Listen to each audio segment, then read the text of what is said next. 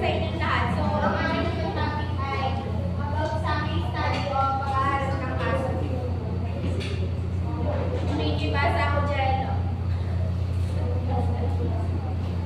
Lumato kayo ito sa detalyadong paglalarawan sa sitwasyon ng isang tao, bagay, lugar, pangyayari, phenomenon at iba pa bilang potensyal na lunsala ng mga susunod pang pag-aaral sa mga pakawin na kaso.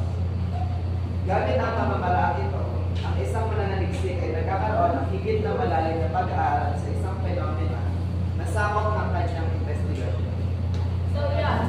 Yung dalawang sanggunian na ito ay nagbibigay lamang ng kahulugan ng pag-aaral ng pag-aaral ng kaso o case study. At ito ay isang metodolohiya na kung saan ay naglalayo na magbigay ng detalyadong paglalarawan o pagsusuri sa isang particular na sitwasyon, bagay, tao o phenomena. At sa pamamagitan ng paggamit ng pamamaraan ito ay mas nabibigyan ng pag-unawa ang mga mananaliksik na magkaroon sila ng mas detalyadong paglalarawan sa isang particular na paksa. Makikibasa mo, Rachel. Una lang. Isa lang. Kwalitatibo ang kalikasan ng pag-aaral na ito na karaniwang nakatungan sa tiyak o particular na tao o mga phenomena. Bagamat may mga aklat na nagsasabi na ito ay kwalitatibo at quantitatibo. So, yun. Qualitatibo ang kalikasan ng pag-aaral na ito na karaniwang nakatuon sa tiyak o particular na tao. So, ito ay sinasabi nun dyan na kapag qualitatibo ang pag-aaral, ibig sabihin, ang pinag-aaralan dito ay tungkol sa konteksto, pagpapakahulugan at sa mga karanasan ng isang individual na naging bahagi ng pananaliksik. At ang quantitatibo naman ay pag-aaral na kung saan ay nakafocus naman ang mananaliksik sa numerical na datos o mga statistical na impormasyon. Ngunit ang ibang mga mananaliksik ay pinagkukumpina nila o ginagamit nila pareho yung dalawang uring ito upang nang sa ganun ay mas magkaroon sila ng malalim na pagkaunawa tungkol sa isang paksa o teksto. Makikibasa ako ng pangalawang bullet.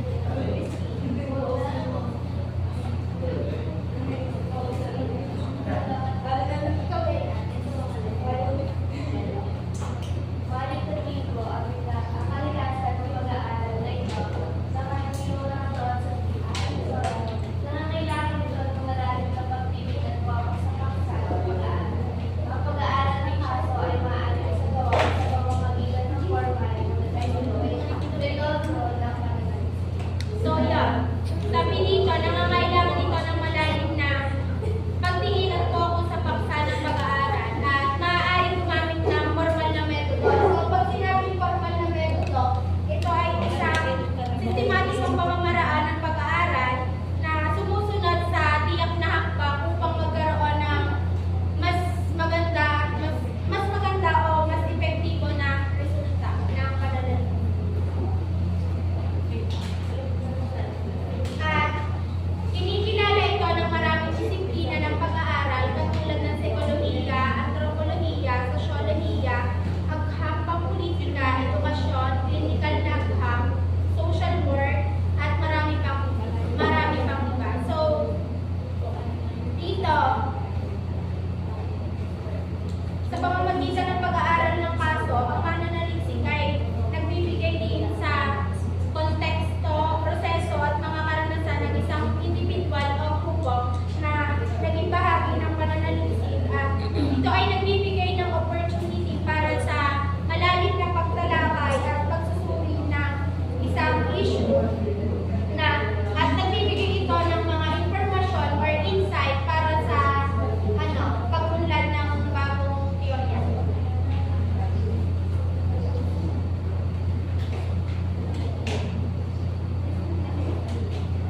May ibasa ako eh.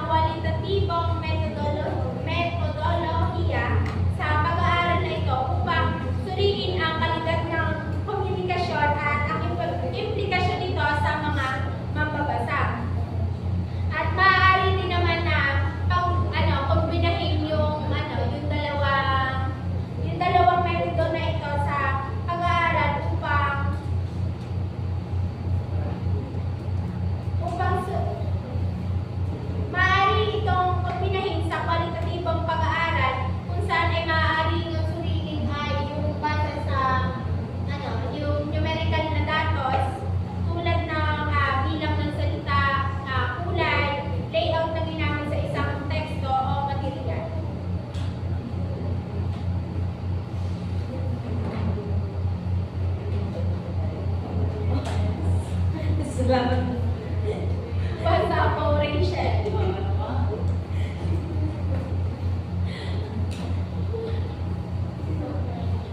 Ilan sa mga halimbawa ng Dutang Pranalisik ay patungo sa mga katutubong komunidad. Isang phenomenological na pag-aaral sa karanasan ng programang Pantawid Pamilya ni Christian Lampet, 2027 at mga piling talumpati ng iba't ibang pangkulo ng Pilipinas. Isang pagsusuri ni Rachel Almendral, maaari namang imungkahi ang paksang kwento, kwenta at kwentuhan. Pagsusuling tematiko sa istorya ng mga pelikula sa Metro Manila Film Festival para sa metodo. Sa pamamagitan ng pagsusuling tematiko, maaaring matukoy at maunawaan ang pangunahing mensahe ng isang pelikula at pati na rin yung pagbabago at tendensiyang lumitaw sa nasabing panahon. At ito ay nakakatulong din sa pagpapalalim ng nararamdaman sa kultura, lipunan at sining sa Pilipinas, pati na rin sa pagsulong ng kritikal na